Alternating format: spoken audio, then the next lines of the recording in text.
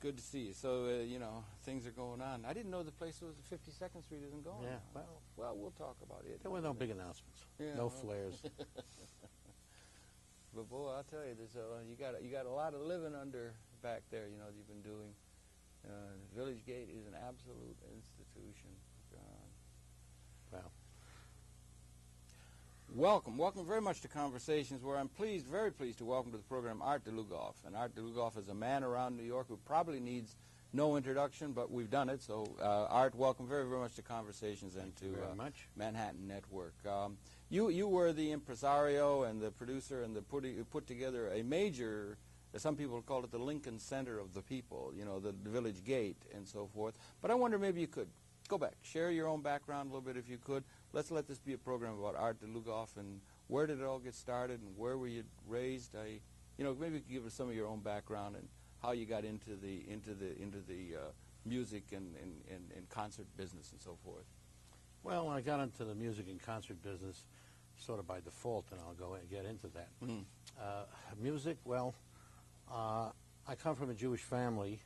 I was born in Harlem in the early 20s, and lived in the Bronx for a year or so, and then we moved to Brighton Beach before the Russian invasion.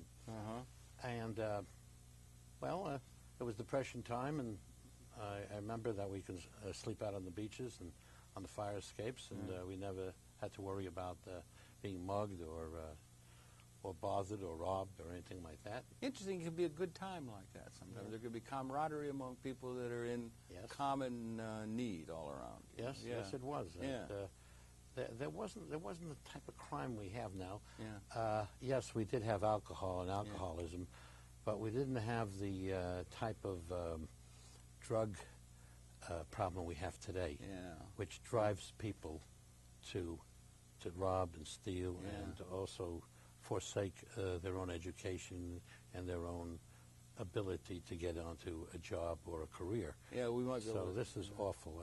It's a terrible thing. Yeah, some of that stuff's really bad. It's been around and on the scene for a long time. And some of it's probably not as bad as others, and it's a tricky thing. And it's a big question, too, what kind of a policy we want to have toward it, because it's driving so much of the crime and so forth. It's driving, and all the statistics show year in, year out that more and more prisons are built to accommodate more and more people for first-time offenders, by the way, with no records, for prisons. So the population now is the highest prison population percentage-wise in the world. Yeah, I know. Isn't that something? Higher than South Africa. Isn't that something? Well, it shows something very rotten, not only in Denmark, something rotten here in Washington. Anyway, you were out in Brooklyn, and you went through educationally and so forth, the City University? In Brooklyn, I was with a poor family, lived in the back of stores. My father had a sewing machine and vacuum cleaner business. He came from Russia, and he was religious, and we call a yeshiva bocha. He was a student of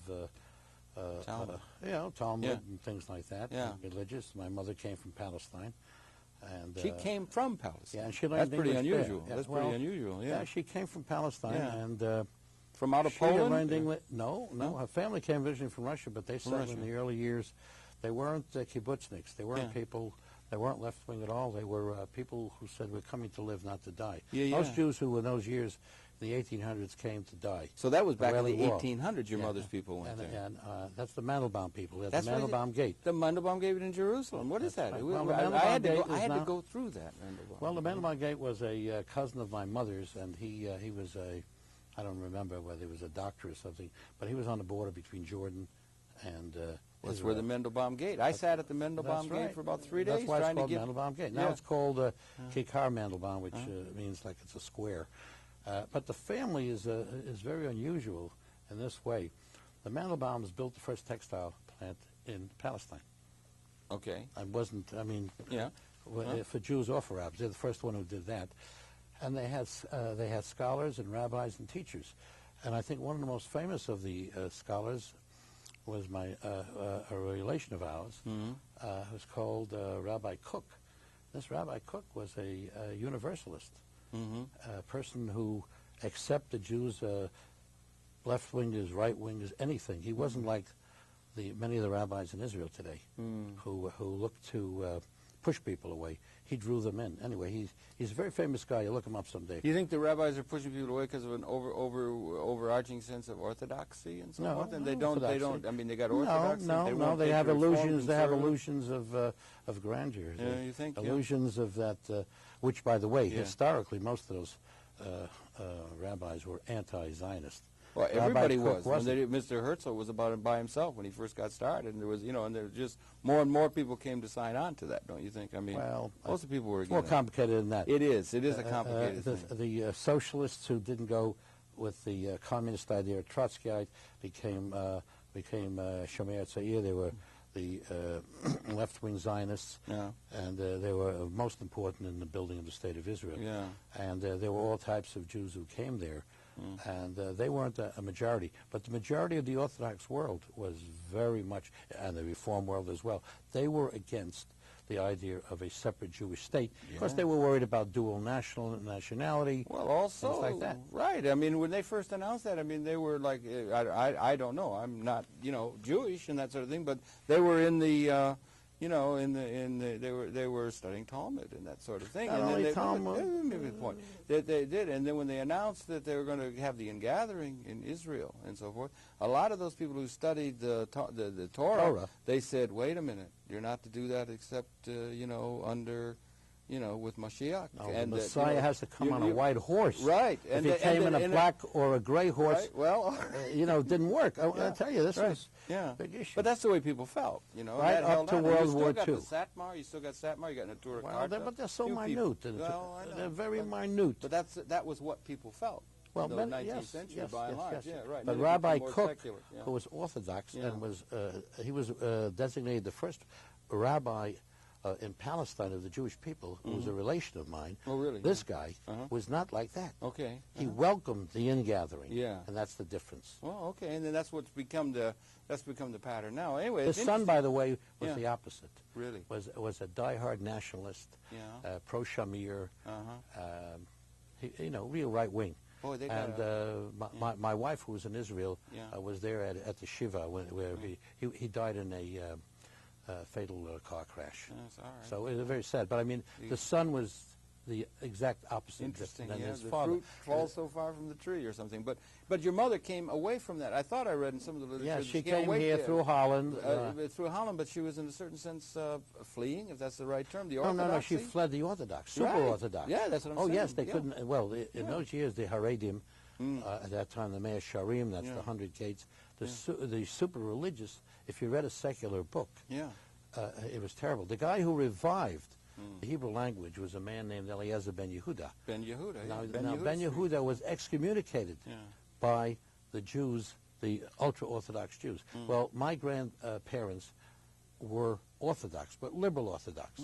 My uncle wanted to become an engineer, so he went to Germany, and they didn't want to live anymore in Palestine, then on the Turkish rule. They went to Holland, and my mother came to this country with a false Russian passport because Turkey was an ally of Germany in World War I. Boy, what an intrigue. They should make a story out of that. Make a movie out of it. Well, she came here because otherwise she couldn't have gotten into the country. She came here as a young girl in her 20s. She met my father, who was from a Russian town, Belarus, which was Polish, and the name Dlugovitsky, which the original name is a Polish name. Right. And it means long something. Anyway, but it's from Slonim, which is my father's hometown. Okay, yeah. And by the way, in World War II, the partisans had the headquarters there. One of the major headquarters was in Slonim. Okay. But we had all left, and my father and mother were married in the 20s. And thank God they got in here before 1924, when the quotas from many countries, like in Italy and Poland and Eastern Europe, Jews couldn't get in. They got in under the wire in order to have you born under here the wire. in New York Thank God in I'm here. 1924, right? 1924, all right. Well, and thank goodness for art. That's right. So I thank the Haredim, the ultra fundamentalists, for making sure to get my parents out and my grandparents out. And did you be born a good New Yorker? Yeah, right. And I became a New Yorker that way. Okay, so you did. Now were you always interested in music? Your life became synonymous with music, the Village Gate. Well, it's not only music; it's theater. What about your academic? Did you do some training in the school? Well, were you a serious student? And it was an interesting time. Yes. I went to a place called Flatbush Yeshiva, which is one of the finest I'd call it a private school, which was not a yeshiva like we know, where these ultra Jews like in Brownsville and Williamsburg and so forth. This was a real school that taught you Hebrew and English, and it had the highest scholarship rate in the state of New York. People don't know that. This school has been there for, oh God, since the early 30s. Had the highest scholarship in the state? One highest scholarship rate in the state of like New York. The Bronx School of Science? Yeah. Well, I mean as an elementary school. Oh, elementary. All right. Going above that. And I learned Hebrew there, and they didn't spend much time on religion, but it was a liberal Orthodox in the 30s. Imagine going into a class with women in the same class today. Today, the Orthodox don't like to mix men and women. Yeah, they don't shake hands. Oh, they don't dance together. Well, not on the balcony. They would have a mechitza, which was a what do you call it? A curtain between the women would sit in the back. And the men in the front, and that was most of the Orthodox. Well, the Orthodox to this day. Yeah, the Orthodox still do. They still believe in that and still do that. Yeah. But I was saying the school I went to was in many ways Orthodox, but it was also liberal. So was your Judaism important to you? Has it been important? Yes, it has been very important. I believe I got my morality. Yeah. Well, I belong now to a conservative congregation, B'nai Jeshurun, which is one of the fastest growing congregations in the United States, if not in the world. It mixes up social discussion and doing with the old texts. I mean, and a lot of young people are coming back to it. Yeah, okay. Just what happened among the Catholics. Yeah, I mean, the Protestants is now happening among the Jews.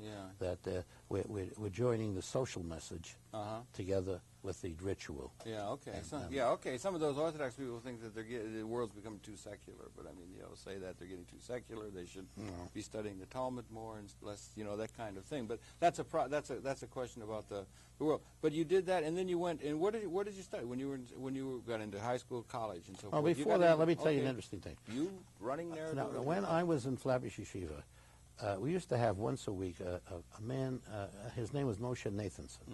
He was originally from Palestine, and I didn't know that then, but I recently came across a book about this man. Well, I'll tell you what this man did for me and for others. Okay. He would go all over New York, not only to religious Jewish schools and non-Jewish schools, but he went for the Society for the Advancement of Judaism, which is a Reconstructionist, non-Orthodox synagogue on 86th Street. Right. And he was a cantor and a wonderful musician and a great teacher. Well, I got from him the love for music, folk music, liturgical music, and I'll tell you what I found out just about 6 months ago. I picked up a book at Strand Books, and the cover said Hava Nagila. I said, why should that interest me? I picked it up. It was just a bio of my teacher, Moshe Nathanson. No fooling, And you know what the story is? No. And I think you can make a musical out of this. Right. What? Tell me. He's the man who put the words together, Hava Nagila, and brought it over here. No fooling. Really. I thought it was a folk melody. Yeah, right. Well, I did. Well, you know what it was? No, what? It was Hasidic melody picked up by a man named Middleson in Palestine, in Jerusalem. He gave a class, what do you call it, a task to the students, including Moshe Nathanson, to write lyrics to the melody of Hava Nagila. The original Hasidim said, you don't need Just lyrics. let the music stand for itself. Yeah, right, which I can understand. Yeah. So he wrote the words of Hava Nagila, which has now become world famous. Yes, now, in this little booklet, there are all sorts of praiseworthy things to Moshe Nathanson from Harry Belafonte, other people, because Harry Belafonte made it world famous, among others. So anyway, this was the beginning of my you're right. That would make of my love for music. Now, I was a lay cantor. That means I picked up the. I didn't read music then, and I don't read it now. But I had a good ear, and I loved to sing, and so I got interested in music. And you're a young man now. As a young man, I loved pop music. I would hear Frank Sinatra when I went to James Madison High School after I left Yeshiva. We'd cut class to go to the Paramount and hear Frank Sinatra and Charlie Shavers play on the trumpet. Did you do service in the Second War? Oh yes, I was. I enlisted. Right out of high school, 1942, I enlisted in the U.S. Air Force. I was a radio operator and mechanic. I traveled all over the world, and I was 3 years. I was 3 years in the service. I was overseas about a year and a half, and mostly in China. I was in India and in China a little bit in Burma. Saw a lot of the world. Yeah. Yeah. Okay, that was good. And then what about? Were you political? Did you? And when you No, came back, well, was that was a defining? I mean, that was an important thing, of course, obviously in everybody's life. The Second War and everything. That ended. 45 was an optimistic time. You came back, and then you Well, did that. I remember traveling When on a did you train. start getting to where Well, you let me got tell to you, I the traveled in a gate? train Yeah. past the Taj Mahal. Oh, really? And I was thinking about the poor people in poverty. It was unbelievable. Yeah, I I've never know, that's seen what- poverty. I would go in the streets of Bombay, and I think it was you'd see women in cages, prostitutes. I mean, just treating them like animals. I saw Ornette Coleman the other day. He told me that. He said it's like you can't. He says you think you see pot, you don't know it. That's exactly right. Yeah. So I had 104 fever when I arrived there sometime in 1944, and after a month, I thank God, I recovered. Yeah. I went then to China, and as the war wound down in 1945, I got a job as a chaplain's assistant to a new Jewish chaplain company because they were going to Shanghai, because there were many Jews, if you remember, who were in camps there held by the Japanese. It was nothing as bad as what the Germans did. Yeah. And I was ready to go back with this rabbi I was assisting when my mother, who was a widow, had sent papers along, and I had a choice, and I went home. Yeah, all right, right. So, and then you got back and you went to college? You were at college? Yeah, I went And back. That was a feisty time. I mean, intellectually, and you were on the left side of it? No. You were not? Okay, No. I came back, and let's see. I wanted to do something I had done in high school. I was in the first radio class in a New York school in the United States, James Madison High School. Yeah. Radio, okay? Right. My heroes were Arch Obler Yeah. and Norman Corwin. Okay. Norman Corwin's still alive. He's a great guy. He's written a couple of great books. Lots of he has a book called Trivializing America. You ought to read that. And you ought to get him as a guest. I'll take it. He's a Yeah. great guy. And Arch Okay. Obler. They used to do all these dramas. He did the UN thing. Norman Corwin. He's a great man, great writer. Great radio writer. Yeah. People have forgotten this, but it's in books, and some people who are still alive remember it. All right. I was a relatively young man, so I could still be around to talk about it. Right. And I wanted to take something in radio. Right. That's before the era of television. Still, we're talking about 1945, 46. Right. So I went up, and I didn't Television know was what just school. over the horizon. Yeah, well, Yeah. but I wasn't. Radio was hot, yeah. Yeah, well, not hot. So, Radio, no, what all right. I remembered, in Yeah. in the late 30s. Right. And I enjoyed, I used to get in dramas. I would help write material. I would be an actor in radio. Right. And so I finally ended up at NYU because I asked for a radio course. They said, we don't have such a thing. So They didn't have radio classes? nowhere. I asked around the different schools, colleges. No, Yeah, for some reason, strange, yeah. no. It wasn't exploited like we exploit TV today. Well, now, yeah. Things have rushed along. Yeah, they have, haven't they? In Yeah. many ways. Internet, So anyway, computers. became an English Yeah. English major, Right. Okay. literature, Okay. That's and political science. yeah. I was interested in the politics of what's happening. Had a sense of social conscience. And Yes, of concern and course. everything? Had that all along, right? Well, I was interestingly a split liberal, and I think I did the right thing then. Henry Wallace was running then. Right, 48. So I was for him, but I also was a member of the Democratic Club in NYU. Yeah. Because I like Truman's attitude, his views on the economy, and I liked it. So You weren't a commie or anything? You no, weren't a Gipso or... no, I didn't belong to any of those. Yeah. My background was not that way. Yeah. But in college, I was thrown together with many left-wing and liberal people. Yeah. And the Wallace movement was not just a communist movement. Yeah. It was a very broad movement. Yeah. I found out recently that Jackie Robinson, although he's a Republican, Yeah. had helped out Henry Wallace. I didn't know that. Yeah, there was a pretty wide coalition. Well, in New York, you would think progressive. progressive. You would think that Yeah. Henry Wallace and the YPA Young Progressives and all that Yeah. were going to win something. Yeah. And the rest of the country wasn't exactly like that. But they posed a threat Yeah. to the vote in New York State. Yeah, right. And in a way, it drove Truman to the left, at least Yeah. in his platform. Right. It's an interesting time politically. So you came here and then when did you finally come in? Were you in New York? You come into Manhattan. You moved into Manhattan. And when did you start getting interested in thinking about getting into starting up a club or something? Because the Village Gate obviously is an institution that you got started, and But when did you start moving in that direction? Well, I'll tell you, I used to work weekends in the mountains, and I used to be able to make tax-free money and come back. I used to live in the Tax-free village. money. Well, I mean, you know, up in the Borscht, in those up days, in if the you had Catskills. $50 a week clean, Yeah. that was a lot of money. Yeah, right, It'd be like right. 150, 200 Yeah. today. And Would you wait table and cook? oh, and stuff? sure, Yeah, right. that yeah, kind of waited tables. I Up at the worked Nevele as a and that salad kind of man. stuff? I worked at Grossinger's, Yeah, and Nevele's Concord, and good. Laurel, and Berkshire Country Club, and so forth. Good old days, And, right? yeah. After I Good got out- times, good well, fun. Yeah. Well, remember, I got out of NYU in 3 years. Yeah, you did. Yeah. Fact. Now, let me tell you, I went to work for a liberal paper. Yeah. And if you remember the Compass, I there don't, used to but be the okay. PM, which was Ingersoll, Yeah. and then there was the Star, and then the Compass. Yeah. Well, Izzy Stone worked in there, and I got Oh, yeah. to be very friendly with him. Uh-huh. And I was a copy boy there, Yeah. and I did research, and I did some reporting, and I was also then went into NYU, and I did my 3 years. I did 4 years and 3 years. I So went through the fast. summers. Well, I went over the Summers, summer. right, okay. And then I didn't know what to do. So Well, one you're week, back, you must be coming up on 30 or so by then, or well, late 20s. Yeah, late 20s. 30, And I didn't know. Yeah. I didn't know what to really look Right, for. And right, everybody, right. oh, why don't you become a lawyer?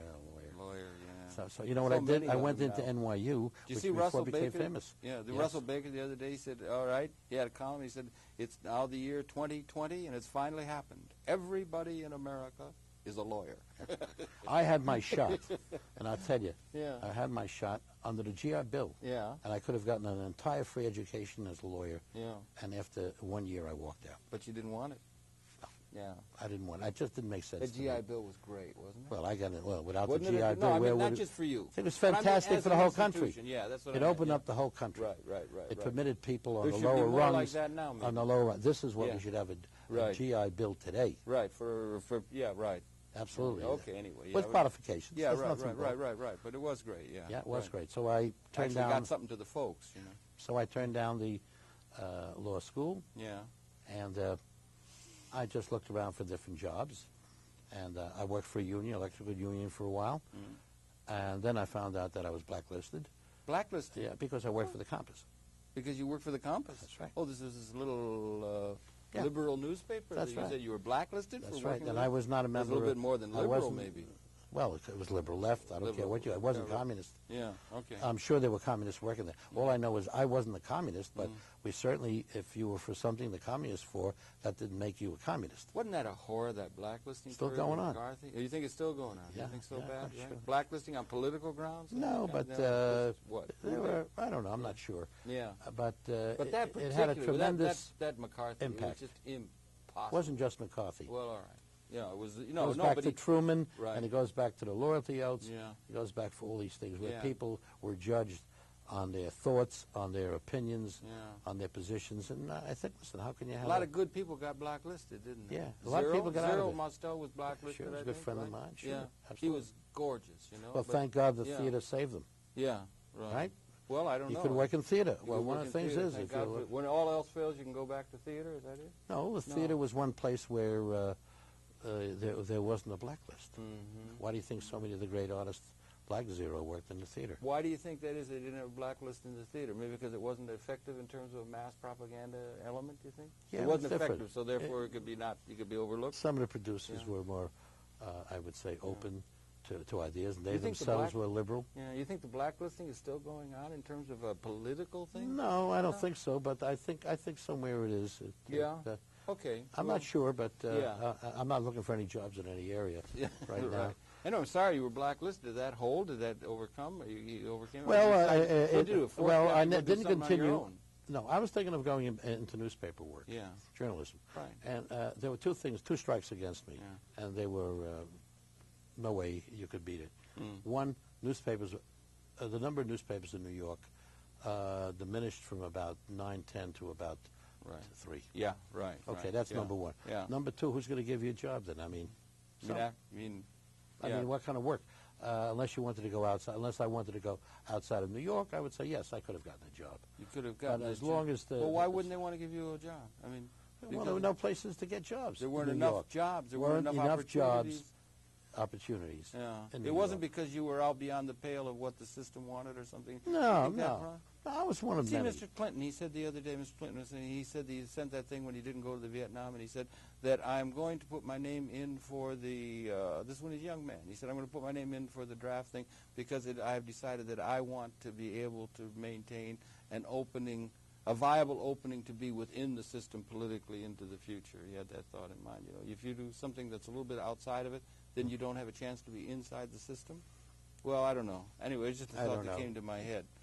But it wasn't that it wasn't that you couldn't find work because your thoughts put you outside of the system. No, not at all. You know what I'm saying? You know? Just that, you know, if I because you have dealt with a whole lot of very creative people in your life, and creative people very often are outside. Yes. The mainstream of thinking. Yes. That are all people very, swimming around in very that few goldfish in the bowl. artistic community are on the right side. Right. Very few. They're either Or to the liberal or to the left. Yeah. I mean, if you Or look they're historically. creative. It's almost inherently sort of, Well, you know, they you're fight the outside the system. goldfish bowl. Yeah, right. Well, so anyway, in a Anyway, way, I yeah. can say I'm not unhappy Right. that it came out that way. Right. And I am looking forward to possibly writing some things in my life.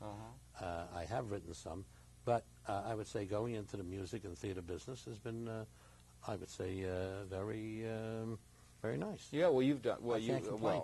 New York thanks you for everything you've done because you gave I us. thank New York for coming Well, all right. and being my audience. Well, all right. We'll and all not only thank New one York. another. We'll thank him. We'll thank everyone. well, and people we'll- from all over the yeah, world. Right, absolutely, yeah. Have come to So, some of my productions and the things I've been involved with.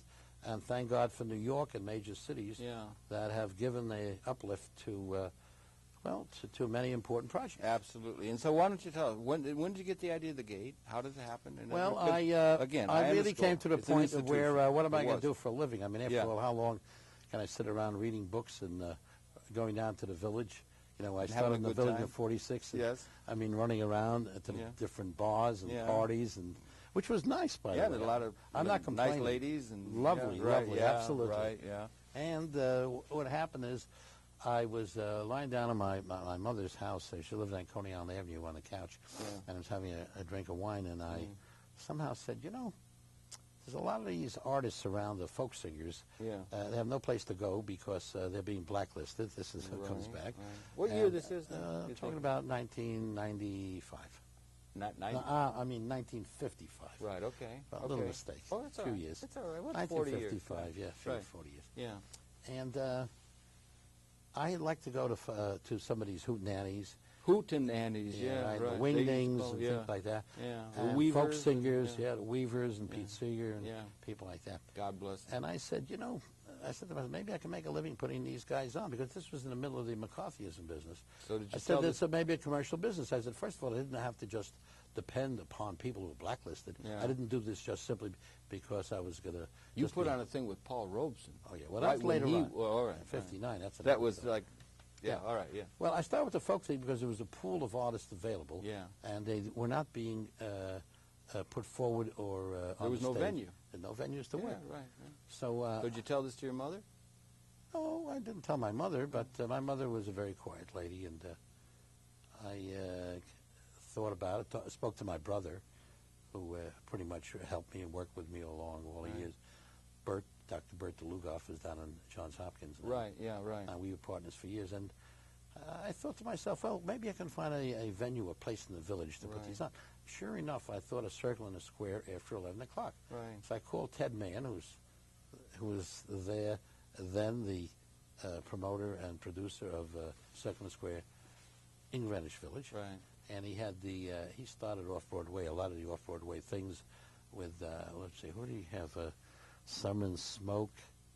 And he had Jose Quintero. He had some great shows there. Yeah, yeah. And I used to go and watch many of these shows, and I said, let's see, maybe I can Is that where you had Billie Holiday come or something? No, that was Lois Sheridan. That was in the okay. theater. All And this right. place held 225 people. Okay, right. Okay, you're right. This is not. Yeah. Okay, so I called Pete Seeger, and I said, hey, would you like to go on my a series I'm setting up on folk music and everything? And this is you're just getting your feet wet in this now. Yeah, is that I right? never- With I never Pete, did this with- in my life. With Mr. Seeger, right? No, I never did this in my life. Yeah. So I called up. I might have met him earlier. I didn't know him. So I called him up, and I said, Pete, Mr. Seeger, I'm going to start a folk song series at midnight, a circle in the square. Now, in those days, people went out late at night. Yeah. Much more than now. Again, yeah, it's getting fear like, of crime. Yeah, right. And, you know, Yeah. Yeah. Okay. So I called Pete, and then I had Oscar Brand was, I think, the second or third one, Errol Robinson, Sonny Terry, and Brownie McGee, and I got a whole bunch of ethnic groups, so on. So you put this whole thing together put this like together an at midnight? Yeah, sure. Yeah. And but this is some skill. I mean, did you? You mean well, this is your first it was thing? an organizing thing. Did you take to that right away? Did it just Oh, feel yeah, right when you yeah, started yeah, taking yeah, that? Because that felt was a right. new thing for you to do, right? In a way. Yeah. And I was very close with Bob Nemiroff and Lorraine Hansberry. Lorraine Hansberry, the great playwright, we were friends from the village and very bright and brilliant. And she typed up on a mimeograph stencil my first concerts. The mimeograph stencil, right? Yeah, right. yes, I know. Yeah. Right. And then it was 8.5 by 11. Yeah. And what I did is on an 8.5, 11 page, I cut it into 4. Yeah. So I would have 4 small leaflets out of one stencil. One stencil. One of those kinds. And I went around to all the coffee shops in the village. Yeah. Places like the Limelight and a lot of different coffee shops of that era. Fun, huh? A lot of people came from all over. The coffee shops in the village exploded. It was a place for people to meet, talk, and discuss. Right. Like in Paris. Right. And that was one of the exciting things about the village. Yeah. And that's why I was very happy and excited about putting it on. So how'd that Circle in the Square. How'd it go? How'd it work out? Well, about 2,000-3,000 people showed up, and the police had to clear it, and we can get in maybe a few more extra people, but not much. So I knew I had a hit on my hands, but of course every week I knew I wasn't going to have Pete Seeger. No. Because Pete Seeger had not been, let's say, commercially alone in the business.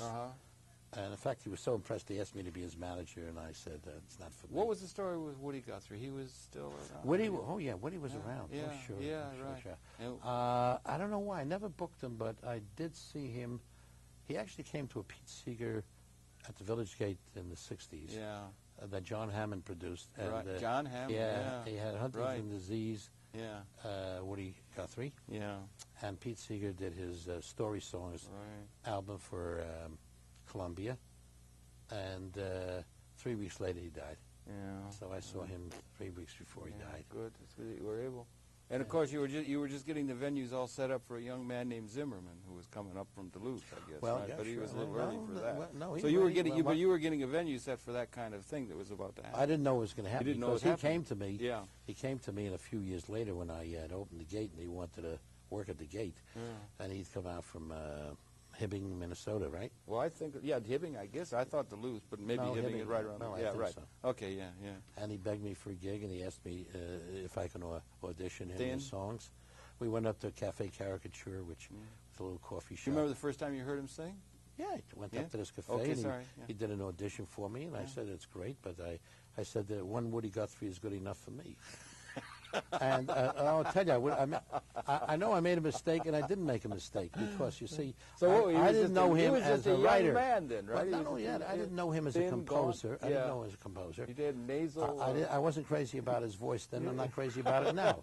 I mean, Pete Seeger doesn't have a great voice, but he's more expressive. Wimboe, And if you wanted to have a voice, my choice, Joan Baez. Yeah, so she was Judy gorgeous. Collins. Yeah. Odetta. Yeah. Mahalia Jackson. Yeah, right. There are a lot of Aretha Franklin. These are all people. Those are all ladies I produced. you're riddling off, too, though. There was a couple of men there. Paul Robeson. Yes. Right. I put him on in 1958. But he was a poet.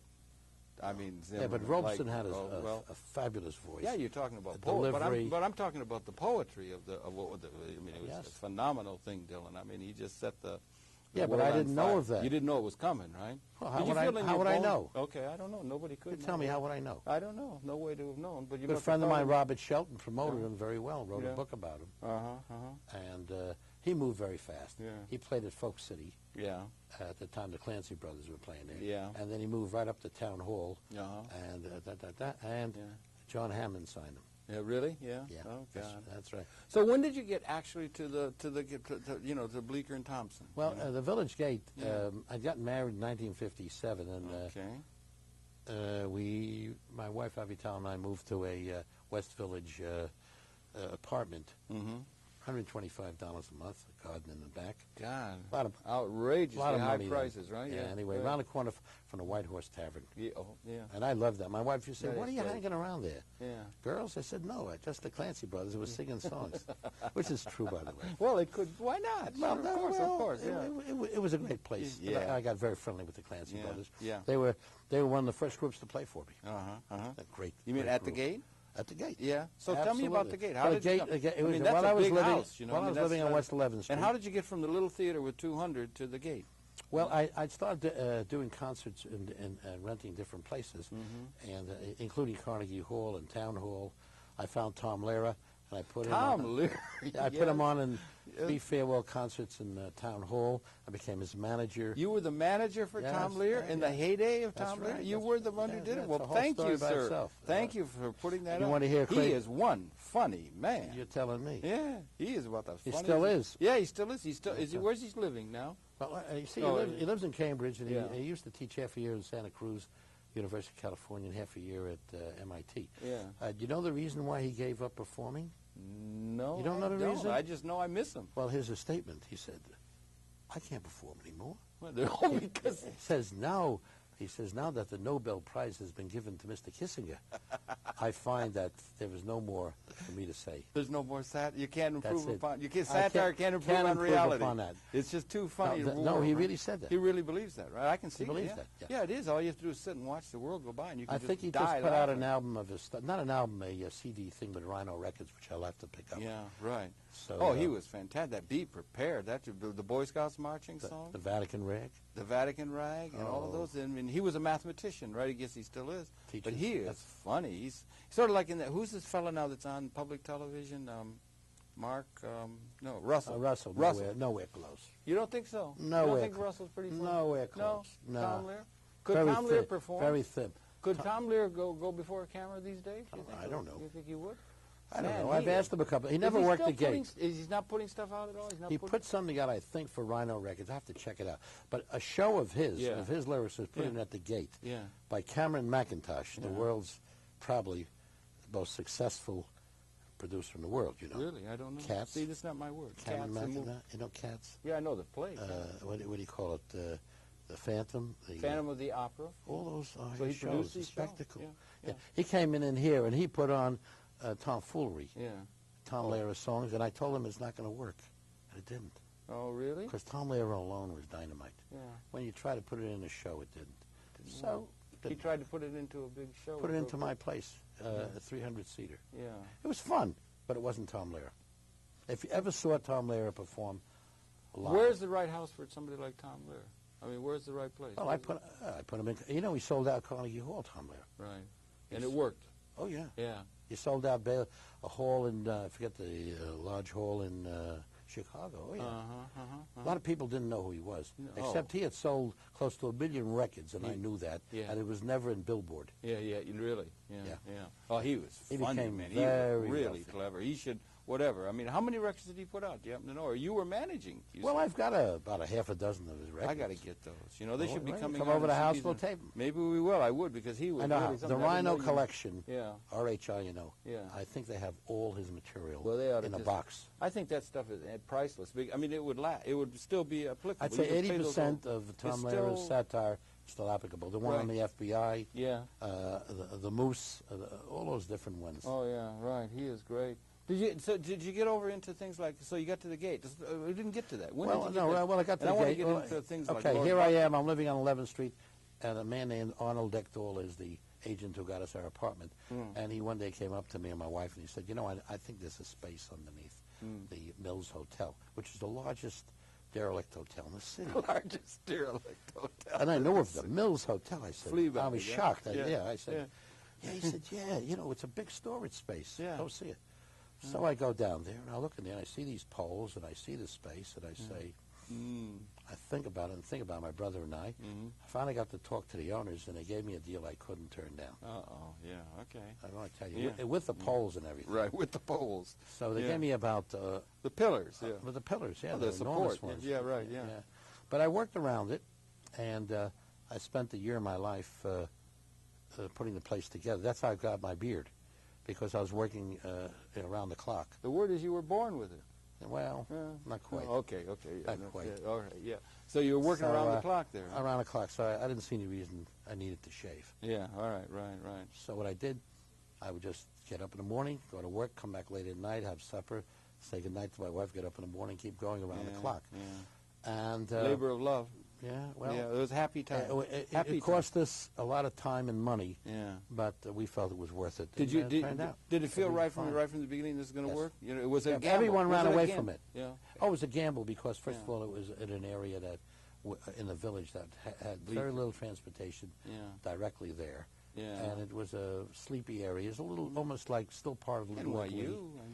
Yeah, but NYU didn't mean very much. It didn't mean that much then, there. right? No. Washington Square wasn't a happening thing? No. Yeah, all right, yeah. No. Well, thank I God. think what happened is that people came to the Figaro Cafe, came down Google Street, and then they fanned out. Yeah. And then when I opened my place, other places that had the bitter end across the street. Yeah, bitter end. And other places fell into the Figaro Cafe. Right. It was anchored on one end of Bleecker. So it worked out. It worked out, and you got that. When did you first sign the lease on that place? I mean, signed it in '57, and it closed 37 years later in 1994. Yeah, 94. Yeah. So well, it was a good run. And they were not bad at all. Right. And you had the gate, and then you had the upper. Well, there was actually three places I could work with, which was very good. Yeah. Because I had the top of the gate held 300. Right. And I had the downstairs held about 450. Right. And the terrace they held about 100. So I can juggle and do different things. I can do comedy. I can do blues, folk, jazz. Yeah. You did them. You did them all. Yeah. You did them all. I can rent the place. I can co-sponsor, I can produce, it was really a wonderful situation. Can you remember the first thing it was the first act, if that's the right term, that was in the gate? Actually, a fellow I got to be his manager and impresario was Carlos Montoya, the flamenco guitarist. Yeah. And I used to put him on in Town Hall. I started in the 50s, middle 50s. Anyway, he opened the place for me downstairs. And it just... And he was the first one that I produced there. Yeah. I wasn't sure how much entertainment I would put on, but I tried out different things. Yeah, right. But I continued with the idea of using folk, but there weren't that many folk artists of the caliber of Pete Seeger, both draw-wise and, I would say... Wasn't there a lot of that coming, though? It was coming. You come into the 60s and all of that. Well, let's say the Limelighters were too big for me. Well, the Limelighters, okay, from no, but I meant all the stuff coming behind Dylan and Joan Collins and Judy Collins. Judy Collins. No. I didn't. Yeah. Well, the only one that was, I'd say, an ethnic, not folk, was Mary McCabe. Oh yeah, she was a great artist. The Nina Simone. Yeah. You couldn't just put her into the category of a jazz singer. Yeah. She was a genius in her early years. Yeah. She knew classical and jazz and blues, and she was one of a type. I went down to Selma, Alabama, the Langston Hughes and Nina Simone. Oh, boy. We just took off a few days just to be at Selma in March. Yeah. And she performed the Langston Read Poetry. You marched at Selma? I marched at Selma. I went down there with the Langston Hughes, who was a dear friend, and Nina. Yeah. So Langston Hughes coming out of that Renaissance stuff that had gone up there and everything. Great guy. Great. Yeah, and so you have been in touch with some of the really greats. I mean, you've had a blessed life, if I may say so, in terms of the creative people that you've been able to be in association. Well, I'm very fortunate. How did it work? Did you hear? What is the process by which you got to be in touch with you got the place, so you got a venue, so people would come to you. Did you go out and find them? Both. Did you hear, or how? Because you've touched and had association with virtually the whole of the creative artistic expression, and rightfully so. It's called the People's Lincoln Center is the Village Gate, and you've been in touch with them all. I mean, jazz. Well, with many of them, I missed some of them. They got too big for me to put on. I had to catch them at a certain... See, we didn't so much discover people. We discovered them at the point that they could move on. For example, Mahalia Jackson. Yeah. I put her on in New York. It's just sensational. Really? Yeah. I was the first one to bring her out to a broader audience than just the audience that went to see her in the black communities in Holland. Well, that's Mahalia Jackson was one of the greatest. Yeah. But, I'm working on my bio now with Jerry Tolmer. Good. A lot of these stories I hope to get in there. Yeah. And incidentally, we are looking for a good publisher who thinks that Let this people thing, know that, if anybody wants to contact me, I'd be very happy to give him a song and dance. So anyway, My agent is, her name is Claudia Menza, M-E-N-Z-A. Is she in the book? And she's in the book. All Let me right, tell you, she's yeah. a wonderful agent. Yeah, right. But, okay. you know, today, some people remember Billie Holiday. Well, we put her on. Tell me about that. What is this? I read this thing about how she's in Philadelphia, and you're starting a thing, and she comes in at through the Well, tunnel. she couldn't work in a nightclub. Yeah. See, because she'd been convicted for drugs. What year and, we and are feel- talking? We're talking 1958. All right. Same year as the opening of the Yeah. day. So what was the story about? Well, what happened is I was a concert impresario at the same time as I was in the club business and the theater business. I mean, I'd be doing different things at different times. Yeah. So I found out that Billie Holiday, for some reason, I got to talk to Mr. Joe Glazer, who was a famous agent of Associated Booking Corporation. He managed over all the great jazz artists, especially Louis Armstrong. Associated Booking? Associated Booking Corporation, okay. which still exists. Okay. His okay. foster son took it over, Oscar Cohn. Okay. Anyway, okay. so This I'm up is- there I don't know talking. from- I all right. book many of So my glad you artists do. I know. through Okay. Joe You know. Glazer. Right. Good. Okay. And, Good and to know. he's a big right. man. Right. Okay. And he Yeah, was- I understand. He was a big man. I appreciate the word. So Joe says, Art, he used to always say, I'm going to make you rich. What a promise. This guy had more money in one what do you call it, suit jacket than you had for a year. And anyway, he make you he said, a star. listen, Billie Holiday, I got an idea for you. Yeah. You know, she can't play in the club. How about, you got a place you can put her on in New York? Yeah. So anyway, I investigated the Lowe's Sheridan, Yes. which was opposite St. Vincent's Hospital on Greenwich. Right down on 7th 7th Avenue. Yeah, right. 7th Avenue, okay. And I found out that they would rent me the place after 11 o'clock. After 11, Just like I yeah. did at the Circle the Square. Right. So I got in touch with the Village Voice, because I used my head. I figured I'll use the Village Voice to promote my concerts. Right. Why not? Sure. So I got Gene Shepard, who was then a commentator Gene and a friend of Shepard, mine. yeah, he was and great. he used to write for The Voice. Yeah, he was became funny the man. MC. Yeah. And it was Art DeLugoff and the Village Voice present. And we did two concerts. One was Dave Brubeck and Billie Holiday. Wow. And the other one was the Modern Jazz Quartet and Charles Mingus. Wow. Both were sellouts. But this one with Billie Holiday was great. Yeah. Jerry Tolmer, who is presently going to co-author my bio, he was on The Voice. Yeah. He was a cultural guy, Right. and he loved Billie Holiday. He heard about it, and since we did it with The Voice, what's not he to said, love, I'm going yeah. to go down to Philly because she's going to double out of Philly.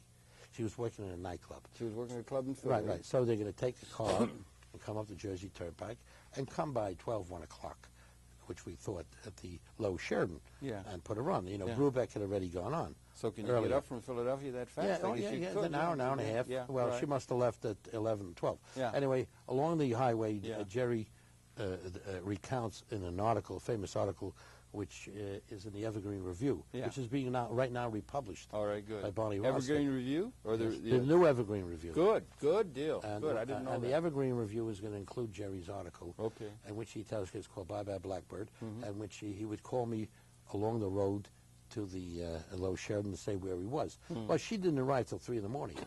She stopped at almost every Pit stop? station, like everything. Lift the glass once in a while. Well, lift the glass and make a pee-pee. Yeah, right. Well, whatever. they go together often. And, yeah. finally, she arrived at 3 in the morning, about 2:45. But isn't it supposed to be closed by then? No. Aren't there police- curfews and things, you know? Well, we talked to the cops. Yeah, you did, yeah. Everything was straightened out.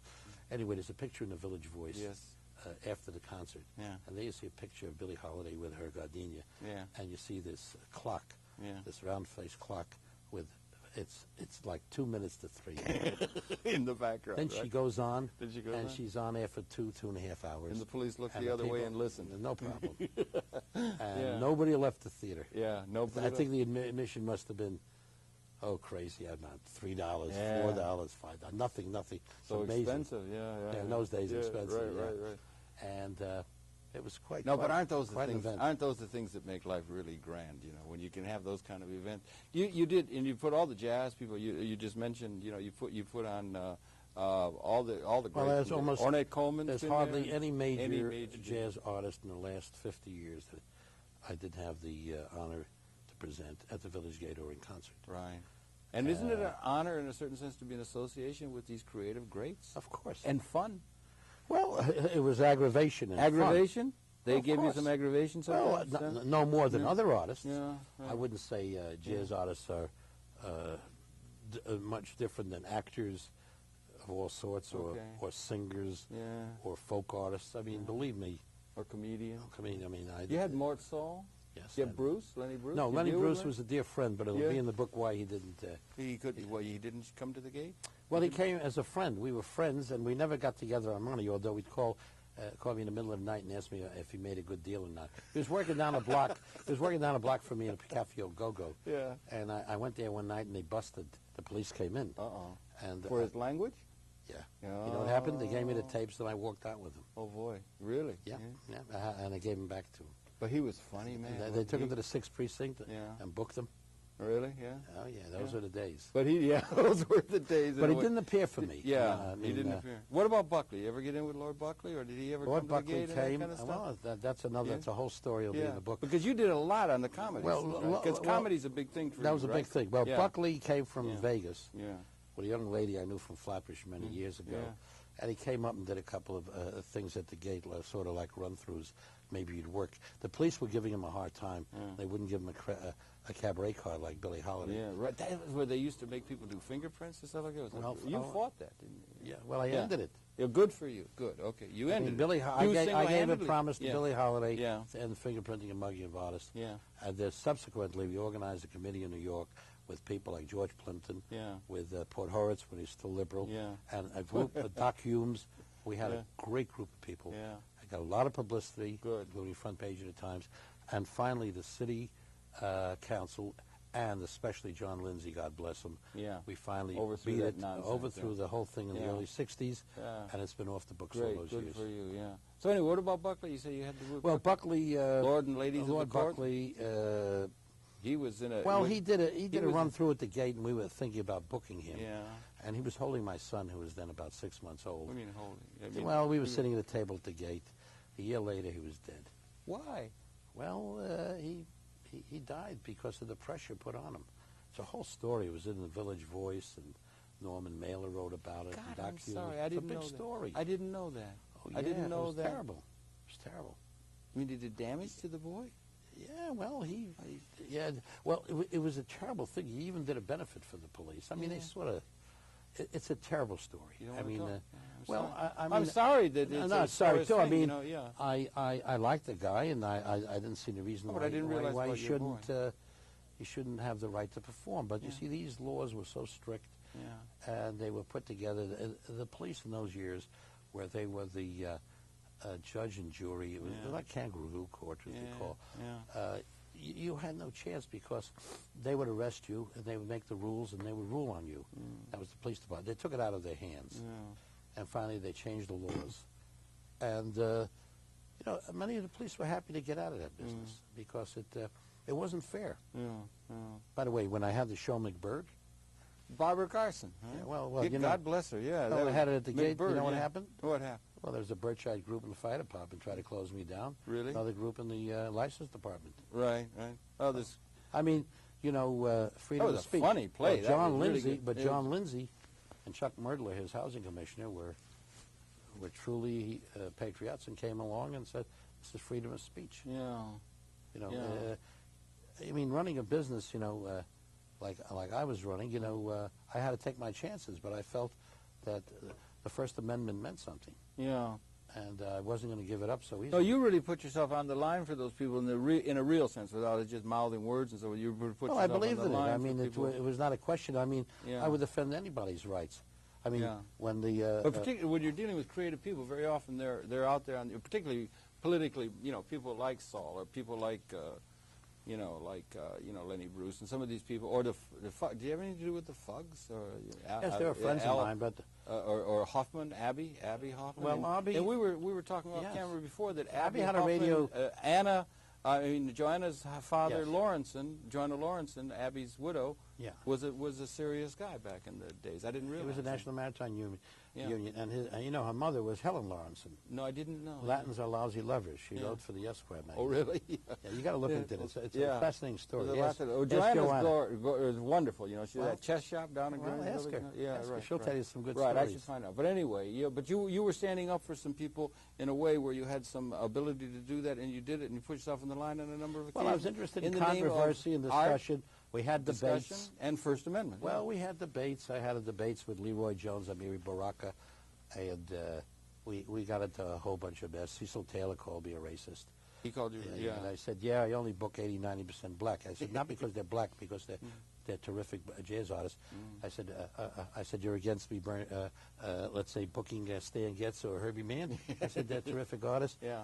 And besides, Cecil, you don't draw. Yeah. So anyway, we had a discussion afterwards, and I said, you're a racist, Cecil. You shouldn't do that. Yeah. I said, you can't accuse anybody of racism or anything. I mean, what's your basis? Yeah. And finally I said, okay, Cecil, I don't like your music. I'm not crazy about it. Okay.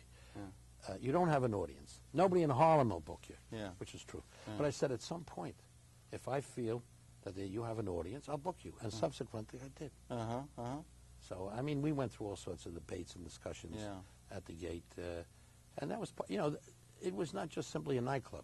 Yeah, no, it was an institution. Well, it was. no, I'm sorry. If and you they don't threw want to away say the there key. was, it was. They throw away the No, key. there was a wonderful King of Hearts. There was a wonderful slogan of a place in Chicago called the Gator Horn. Yeah. It's for they used to advertise as follow: a nightclub for people who hate nightclubs. So in a way, we weren't just a typical nightclub. Hail, hail, the gang's all here. There must have been a lot of nights like that where it was not Sid, but in camaraderie was felt and so forth. And you've been in touch with all of them. So how do things seem to you now as you look? Now Tougher than ever. Tougher because than you ever. can't get venues. You see, we're living in an age. Television. Well, television, Videos. internet, video. All these things take away from somebody to put together a venue to do these things. Well, there are creative people on the Lower East Side. Oh, of course. I love those streets. Yeah, of course. People in the East Village. Sure there are. Well, why do you think the Village Gate, which I just had on 52nd Street, the guys who owned the lease, they sold it because they made more money. It's Geld Iberalis. Yeah, money, Geld money, Iberalis. money speaks for everybody. Hasn't that always been that way, Art? Not as bad as it is now. Not so bad now. I mean, now that's the bottom line. If Yeah. it's The if it's a bottom life line. issue Yeah. or a property issue, property wins. Yeah. Isn't that right? In a way, What does it matter? What It's does it not matter? always been like that. No. Not always. Well, you didn't Not feel like that always. when they closed you No, down it was in '94. No. I wouldn't say it was always No. like that. I would say it's more so like this now than it has ever been. I've never seen such greed, such ferocity, and such claim that people can die.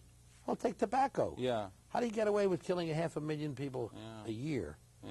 And then talk, what is the value in Well, the that's been billions there of all dollars? along. They used to remember Humphrey Bogart. Yeah, but everybody smoked then. Everybody used to smoke. My They father died from it. I lost know. my father Yeah, because yeah. of, Yeah. and I knew years ago Yeah. that nicotine and all that. You go back, Johns Hopkins report 1938. Yeah. I'm going to show you a report. All right. 1938 about how people died from cigarettes. All right. And it was kept, and how it was kept out of the papers Yeah. and the media all those years. Yeah. There was like maybe 2 inches a year, including in the Times. Okay, well, listen, we could go. We're going to have that. We're going to have a meeting. I want you to come over and bring all the material. I want you to meet my dog. I want to say hello. We've had a lot to do and everything, but I really want to thank you for what is. I'm going to call it an institution where they threw away the key. They didn't need to. It was an institution that New York is justly proud of, and I like that term, the Lincoln Center for the People. And it was you and on your initiatives that put it together to bring all this mighty talent that was put before them. There should be new places. And Art Lugoff, thank you very much for everything that you've done in your life. I really do appreciate it, and particularly for coming in here to Conversations and sharing some of that with you. Look forward to that biography very much. Thank you for the opportunity. Not at all. It's been your pleasure to have the Perceptions of Art Lugoff. Then he's a legendary figure in New York City, the founder of the Gate, and impresario, if I may say so, extraordinaire. Happy to have been able to bring you his perceptions. We will come back again next week on Conversations. That's it for now. Art, once again, thank you again very much for coming in for all your work over the years. Thank you. Until next time. Okay, so we should get together. I would like to get together and we'll do that. share some things and so forth. You're living up 85th Street, right? 86th and Broadway, the Belnord. Yeah. So what happened Great with place. the place on 52nd? It didn't... No, it was a joint venture. Yeah. I got in with two not so great partners. Yeah. That's beside the point. The guys who ran it, the place, they had the lease. They tried it out for a while. It didn't go exactly the way they thought. Yeah. The guys who were running it were trying to run it So as would you a like to try and restaurant. do something else? Well, the guys who sold the lease wanted to do another one. I said, I can't find a place. Can't find it. I'm looking for a place to do theater and cabaret. Yeah. But I don't want to have a little, I can't. I mean, today. What part of town? Only Where in town? any place that's viable in town. Yeah, where do you think? Where do you feel right? Where does it feel right? Tribeca, Now? even Chelsea. Chelsea's happening. Maybe the Village again. Yeah. Up here, if it's possible. Yeah. Where else? There's a lot of places. Lower East Side, no? No. Yeah. No? Yeah. Possibly. You can't find It's a it.